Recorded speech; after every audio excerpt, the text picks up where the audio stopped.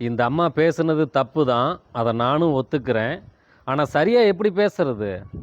இந்த சிங்கப்பெண் அதிரடிப்படைக்கு sticker ஒட்டுன CM சாருக்கே அது தெரியாது. அப்படி தெரிஞ்சிருந்தா சிங்கம், புலி, கரடினெல்லாம் பேர் வச்சிருக்க மாட்டாரு. ஒரு முதல்வருக்கே இது பத்தின புரிதல் இல்லாத போது ஒரு சாதாரண சிறப்பு உதவி ஆய்வாளராக இருக்கக்கூடிய சுமதி அவர்களை கேலி கிண்டல் பண்றது சரியானதில்லை. அவங்க பேசுனதெல்லாம் சரின்னு சொல்லல, பேச தெரியாத ஒரு நபரை தேர்ந்தெடுத்தது தான் தப்புன்னு சொல்றேன். பள்ளி சிறுவர்கள் கிட்ட எப்படி நடந்துக்கணும், எதை பேசணும், எதையெல்லாம் பேசக்கூடாதுன்னு அடிப்படை புரிதல் கூட இல்லாத இந்த அம்மாவுக்கு சிங்கப்பெண் சீருடைய கொடுத்த அதிகாரிகளை குறை சொல்லவும் முடியாது. ஏன்னா இது பத்தின தெளிவு அமைச்சர்கள் கிட்டயே இல்ல. நான் ஆரம்பத்திலேயே சொல்லியிருந்தேன், இந்த சிங்கப்பெண் அதிரடிப்படையை பாதுகாக்க இன்னொரு படையை உருவாக்கணும் அப்படின்னு. வெறும் சட்டையோட கலரை மட்டும் மாத்திட்டா போதாது. இந்த அமைப்புக்குன்னு சரியான நபர்களை தேர்ந்தெடுத்து திறமையான மனநல மருத்துவர்களின் உதவியோட இந்த அமைப்பை வழி நடத்தணும். இந்த அம்மா பேசுனதுல என்ன தப்புன்னு பார்க்கலாமா?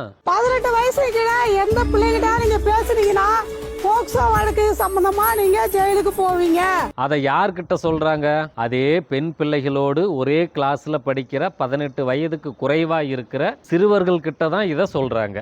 ஏற்கனவே சிங்கம், புலி, கரடின்னு பேர் வச்சுக்கிட்டு நீங்கெல்லாம் ஜெயிலுக்கு போயிடுவீங்க, ஜெயிலுக்கு போயிடுவீங்கன்னு திரும்ப திரும்ப அந்த குழந்தைகளை மிரட்டும் தோணியில பேசுற இந்த அம்மா மேல போக்சோ கேஸ் போடலாம். ஆனா என்ன பண்றது, தினமும் ஒரே மாதிரி காக்கி சட்டையே போட்டு அழுத்து போன இந்த அம்மாவுக்கு புதுசா ஒரு கலர் ட்ரெஸ் கிடைச்சதும் கூடவே ஒரு பொறுப்பையும் கொடுத்ததுனால எப்படியாவது நாம போடுற ரீல்ஸ் ஹிட் ஆச்சுன்னா போலீஸ் வேலையை விட்டுட்டு அமைச்சர் ஆயிடலாம் அப்படிங்கிற ஆர்வ மிகுதியில இப்படி செஞ்சிட்டாங்க. பாசா படத்துல ராரா ராமையா, எட்டுக்குள்ளதான் உலகம் இருக்கு ராமையா அப்படின்னு ஒரு பாடல் வரும். இங்க நான் என்ன சொல்றேன்னா, ஆறாரா பிரிங்க. ஆண் மற்றும் பெண் பிள்ளைகளோட வயசை 6 பிரிச்சுக்கோங்க.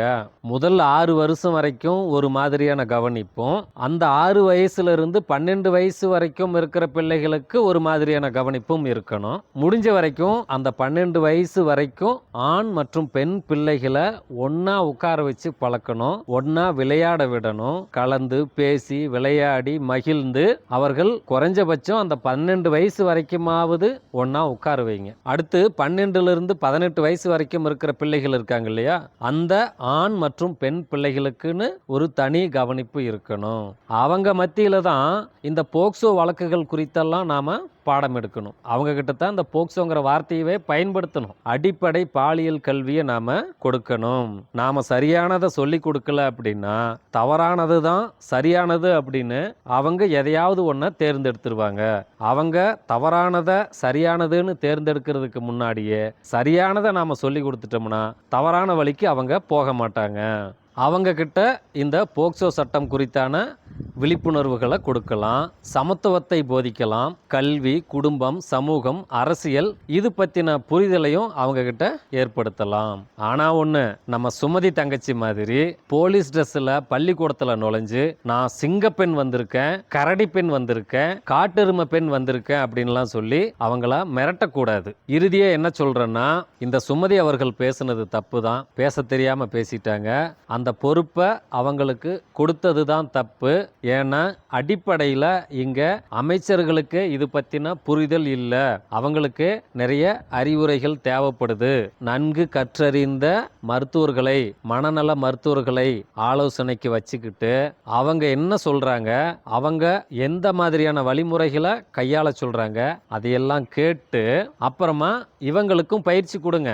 இந்த சிங்கப்பெண் அதிரடிப்படையில் இருக்கிற இதே சுமதி பாப்பாவுக்கே பயிற்சி கொடுங்க, ஒன்றும் தப்பு இல்லை. அவங்களுக்கு யாரும் நல்லதை சொல்லித்தரல, அவங்களுக்கு சரியான ஆலோசனை கொடுக்கல, சொல்லி கொடுத்தாதானு தெரியும்.